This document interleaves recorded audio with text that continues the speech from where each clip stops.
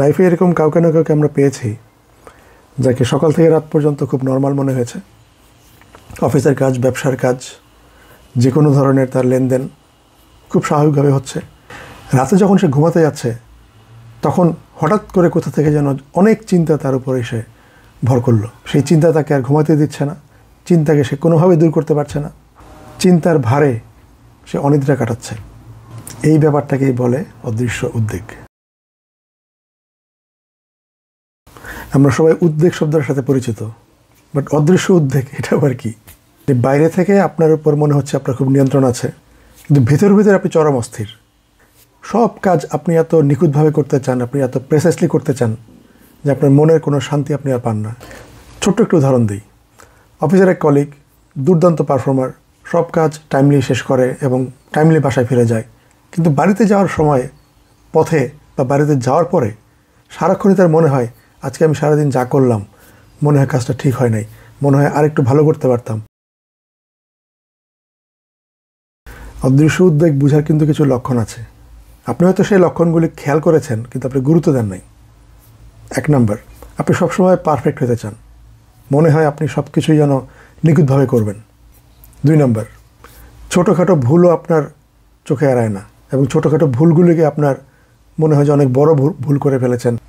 3 number, আপনার brain সারাক্ষণ busy, সারাক্ষণ কিছুতে এনগেজড হয়ে আছে। 4 নাম্বার, আপনি না বলতে পারেন না, সবসময় হ্যাঁ, যে যাই দেখ দিয়ে দেন ভাই, আমি করে দিচ্ছি।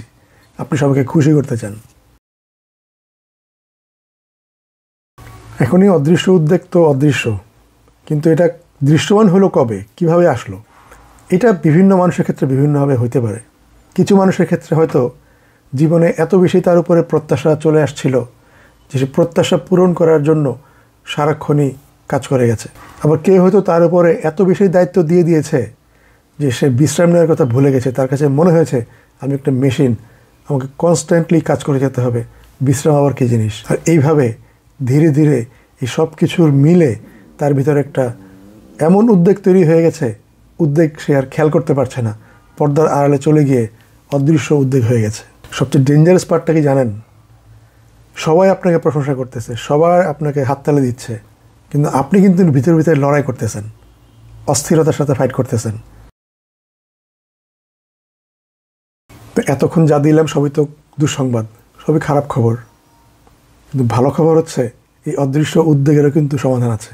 1 নাম্বার, নিজের সীমানাটা নির্ধারণ করেন, নিজের বাউন্ডারিটা বোঝার চেষ্টা করেন।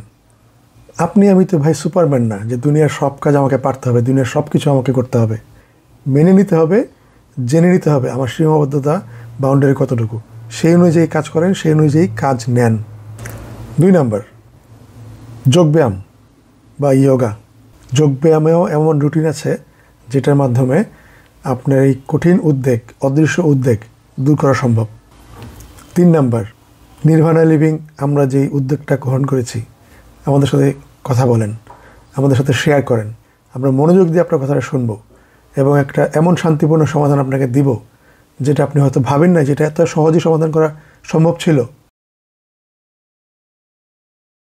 জীবনে কিন্তু আমরা নিজেকে কখনো ছোট ভাবতে রাজি না। মনে হয় যে আমি সবসময় বড়, মনে হয় যে আমি কারো কাছে ছোট হব না। একটু ধৈর্য ধরেন, একটু পজ দেন, জীবনটা অনেক বড়। আমার ক্ষুদ্রতা, সীমাবদ্ধতা থাকতেই পারে, সেটাকে মেনে নেওয়াটাই স্বাভাবিক, সেটার এগেইনস্টে যাওয়াটা বোকামি। সমস্যাকে চিহ্নিত করা সবচেয়ে জরুরি। চিহ্নিত করার পরে পরের কাজটা হচ্ছে সেটা কীভাবে সমাধান করব। সো অদৃশ্য উদ্বেগের মতো একটা কঠিন ব্যাপারও কিন্তু আমরা সমাধান করতে পারি এবং আমি আশা করি প্রত্যেকে আমরা দৃশ্যমানভাবে এই অদৃশ্য উদ্বেগের সাথে ফাইট করে একটা সুস্থ, স্বাভাবিক, পরিপূর্ণ, শান্তিময় জীবন এনজয় করতে পারবো।